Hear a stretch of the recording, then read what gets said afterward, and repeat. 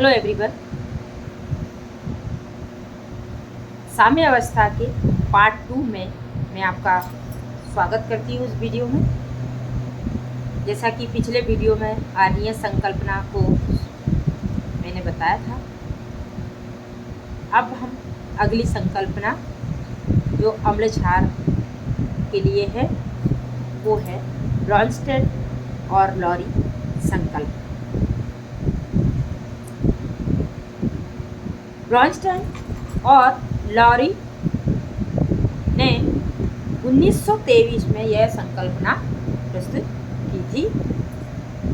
इस संकल्पना या सिद्धांत के अनुसार अम्ल वे हाइड्रोजन युक्त पदार्थ होते हैं जिनमें प्रोटॉन यानी कि H+ आयन देने की प्रवृत्ति होती है, तथा क्षारक वे पदार्थ हैं जिनमें प्रोटॉन प्लस H+ आयन ग्रहण करने की प्रवृत्ति होती है।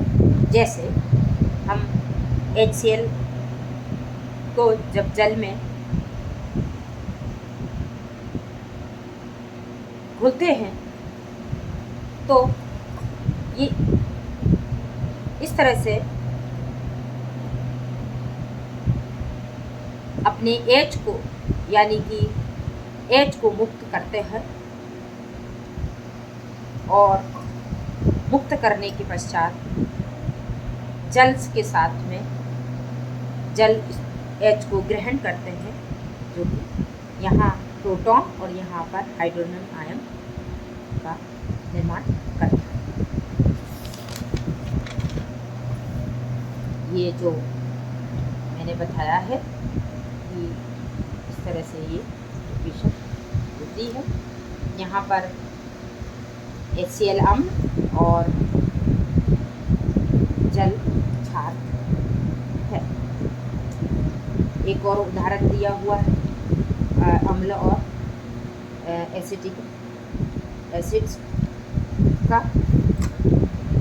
चलिए हम आगे बात करते हैं।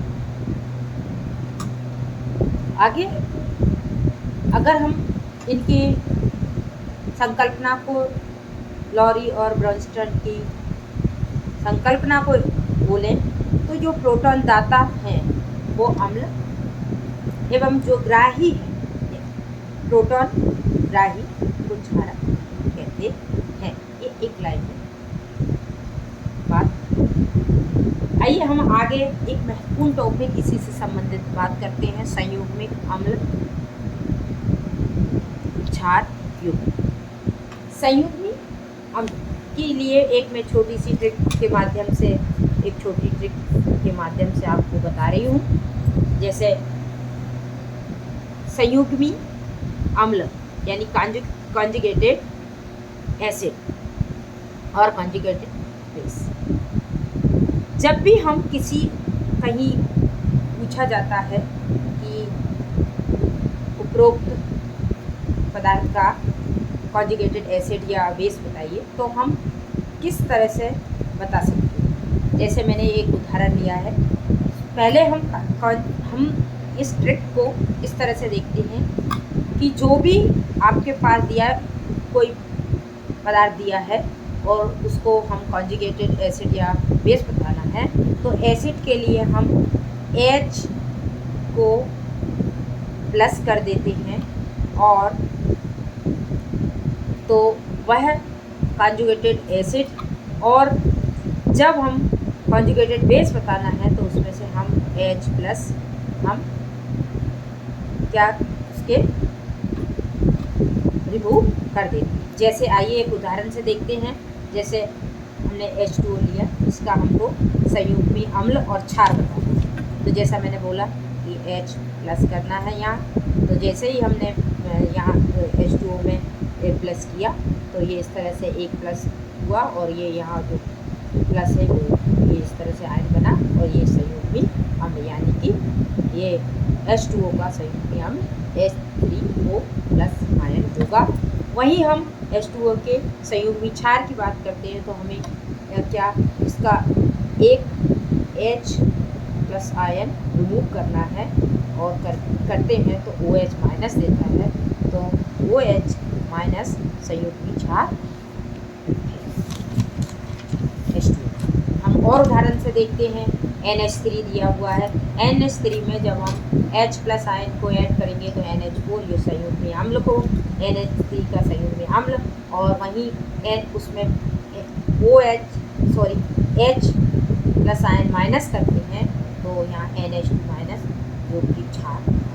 वहीं पर हम एक और उदाहरण लेते हैं HSO पूरा माइनस आयन का। तो यहाँ जब हम उसमें प्लस H आयन करते हैं तो H2SO4 जो कि इसका संयुग्मी अम्ल होगा, और इसी तरह से वो एक H रिमूव करेंगे तो ये इस तरह से SO4 डबल माइनस, क्योंकि एक माइनस पहले से था और इसने एक और रिमूव किया तो इस तरह से यहाँ माइनस हुआ, और इस तरह से ये इसके संयुग्मी क्षार थे। इसकी परिभाषा देखते हैं संयुग्मी अम्ल और क्षार की।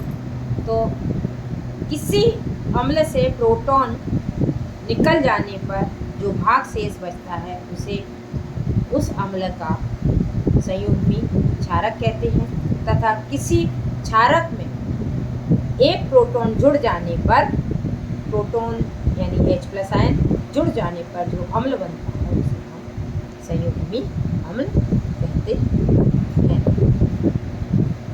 आइए आगे बात करते हैं। जैसे एक उदाहरण के माध्यम से देखते हैं।